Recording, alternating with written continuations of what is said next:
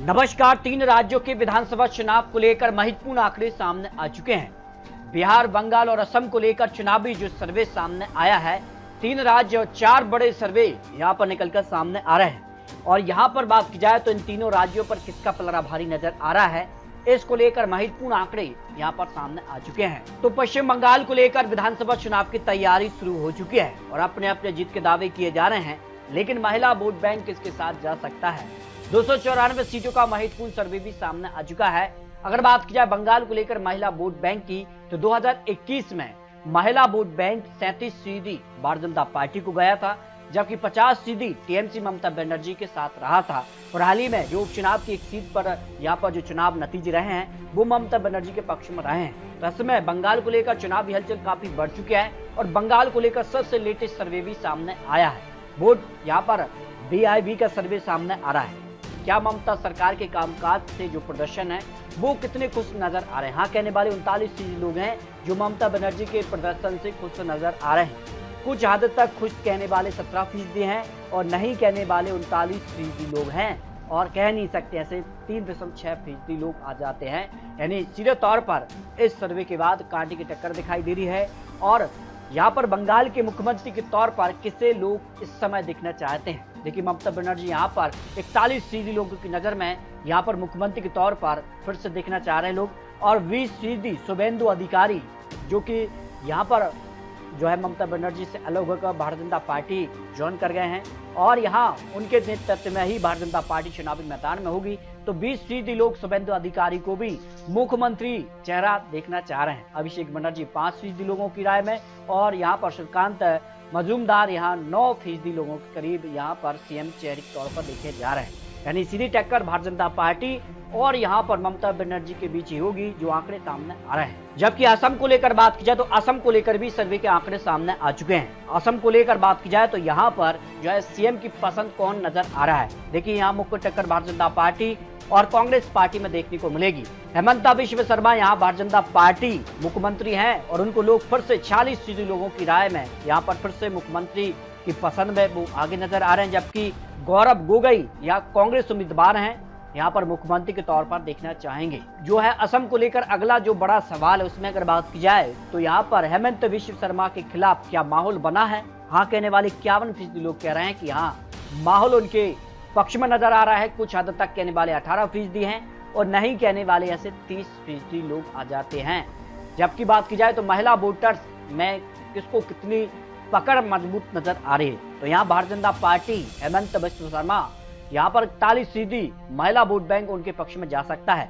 जबकि कांग्रेस उम्मीदवार यहाँ पर गौरव गोगोई को 49% महिला वोट बैंक जा सकता है। इस बार जो माना जा रहा है कि असम में कांटे की टक्कर भारतीय जनता पार्टी और कांग्रेस में देखने को मिल सकती है, लेकिन गौरव गोगोई को असम में कांग्रेस अध्यक्ष बनाया गया है हाल ही में। तो इसको लेकर किस प्रकार से लोग इसको सही देख रहे हैं, तो हाँ कहने वाले कि ये सही फैसला है। 55% लोगों की राय में ये अच्छा फैसला है और नहीं कहने वाले 34% लोग हैं। इसके अगर बात की जाए तो यहाँ पर असम के लिए कौन पार्टी सही है।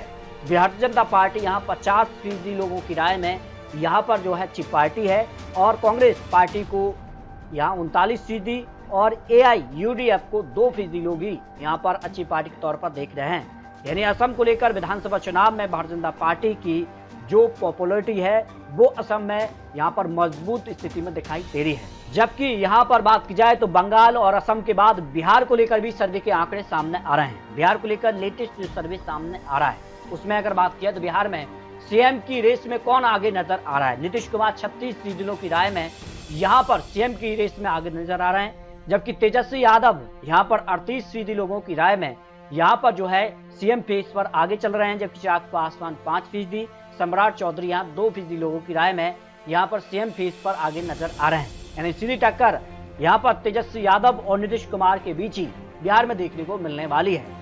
आज अगर चुनाव होंगे तो किस पार्टी के पक्ष में कितना वोट शेयर जा सकता है, तो एनडीए में नीतीश कुमार है और माना जाता है कि जिस भी गठबंधन में नीतीश कुमार होते हैं उस गठबंधन का पलड़ा भारी होता है। तो एनडीए को 48% वोट शेयर जा सकता है। महागठबंधन को लेकर बात की जाए तो 35%, AIMIM पार्टी को 0.3% और जन स्वराज पार्टी जो हाल ही में नई पार्टी बनी है प्रशांत किशोर की पार्टी है, उसको करीब 1.8% वोट शेयर जा सकता है। यानी सीधे तौर पर जिस कार से आंकड़े हैं और बिहार को लेकर हाल ही में यहाँ पर अब जिस कार की खबर है कि यहाँ पर आम आदमी पार्टी अलग चुनावी मैदान में होगी, जो बड़ी खबर यहाँ पर सामने आई है। जबकि अगर यहाँ पर महागठबंधन के लिए वोट शेयर की बात की जाए तो किस दल के खाते में ज्यादा वोट शेयर जा सकता है, तो आरजेडी यहाँ पर बाजी मारती नजर आ रही है। यहाँ पर 82% वोट शेयर अकेले आरजेडी के पक्ष में महागठबंधन में जा सकता है। कांग्रेस को 13%, लैप को 3.3% और बीआईबी पार्टी जो कि मुकेश सहनी पार्टी है उसको 0.4% वोट शेयर जा सकता है। यानी बिहार में सबसे बड़ी पार्टी आरजेडी बन सकती है, जो ओपिनियन पोल के आंकड़े यहाँ पर सामने आ रहे हैं। तो इस तरह से 3 राज्यों को लेकर महत्वपूर्ण आंकड़े सामने आ रहे हैं।